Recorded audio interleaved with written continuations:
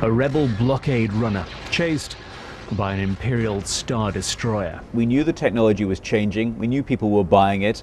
How were they using it? I trawled around, I talked to people, I looked on the internet, and suddenly I see something that looks like 1977, and I'm 11 years old again, watching Star Wars for the first time, and it's being produced in a garage. Meet Darth Small, or as he's known to friends and family, Luke Scales and his dad Darren. And they make, or rather remake, movies at home. What I wanted was a professional looking product produced by people who were using technology you could buy over the counter. It was perfect. Made in a garage for under £3,000 by people who are just doing it for the sheer love of what they're doing. So, 30 years on from Star Wars, a passable recreation of a Hollywood blockbuster for less than £3,000. I think fan film making has changed for several reasons. I think the technology has made it easier for people to make fan films, and the availability, you know, it's a lot cheaper to buy a camera and a computer to edit and whatever. Due to the kind of digital media and the internet, they're able to produce their own artifacts and to embellish those that they already enjoy. Media has changed. We have websites like YouTube where, you know, which is encouraging people to make their own short films or whatever. So again, that's sort of been a massive boost. So you can say there are thousands and thousands of fan films, you know, even if it's just two people jumping about in their back garden, whatever. But that's how we started. I think the internet is brewing a whole kind of ambience and context in which people are being encouraged to share their passions and their enthusiasms, their interests. Because more people are making things themselves, then they have more interest in what other people are doing for themselves.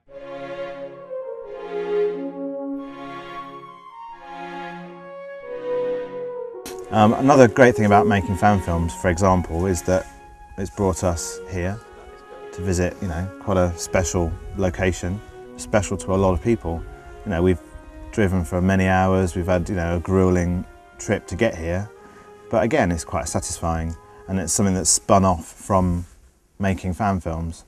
So it's, you know, another fringe benefit. The whole family's come along, we're having a great holiday, as well as, you know, visiting locations. I mean, this is an amazing set. We've built some pretty amazing sets, I think. But to us, because we've seen the whole construction, I suppose, then they're not as real as this feels here. But then, you know, it is made out of chicken wire and plaster, and you can see, having built sets, you can see how they might have put it together. And our own films are more special to us than they are to anybody else because we were there. But now we've been here, then maybe the real Star Wars films will be more special.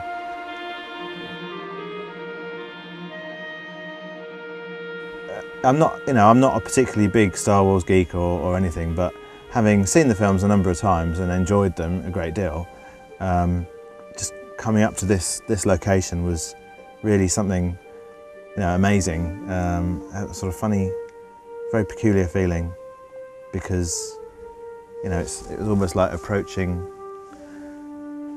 you know, I don't know, a foreign planet. Well, I've got a tingle now.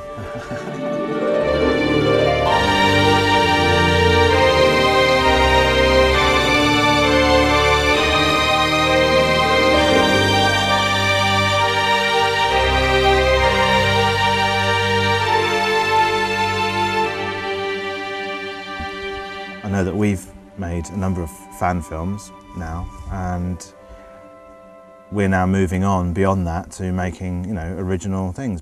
I've started work on my own film, and it's a medieval film based on a 14th century manuscript that was made in Lincolnshire. And I'm much better equipped to do this film now, actually having been involved with Backyard Productions.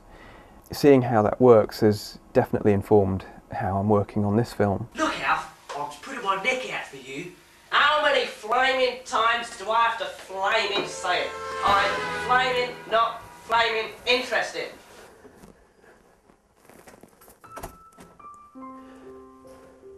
So when we weren't making the films themselves, this is where all the preparation took place. And this is the great thing about fan film making, is that everything starts at home. We're using your backyard as a set.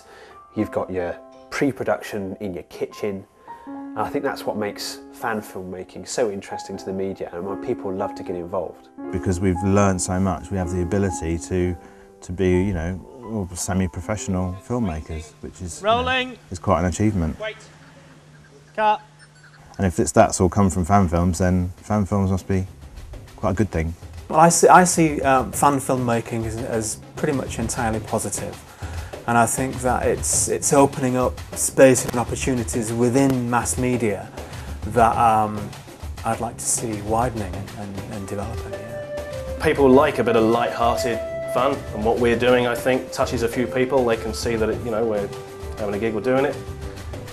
Maybe that's what it is. You know, there's so much not fun going on in the world.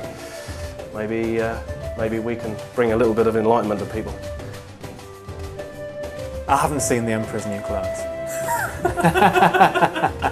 A group of amateurs had actually put the time and effort to make such a polished, finished product, and it showed on the programme. It went down an absolute storm on the show, and that started my relationship off with Backyard Productions, who I think are absolutely one of the most interesting companies in this country. And you want washing up bottles, you're wanting loo rolls, you're wanting yoghurt pots. And blow me down, we're getting an imperial starship created out of yoghurt pots, loo rolls, and the centres of carpets. But in the end of the day, we're all aiming towards one goal, and you know, I like that. So there we are. Fan films are made because we have the technology to make them. There's an interest to show and share each other's work and pay homage to our great heroes and villains. And some of us are now even using our abilities learnt through fan filmmaking in the real world. But for me, it's been about having a whole load of fun.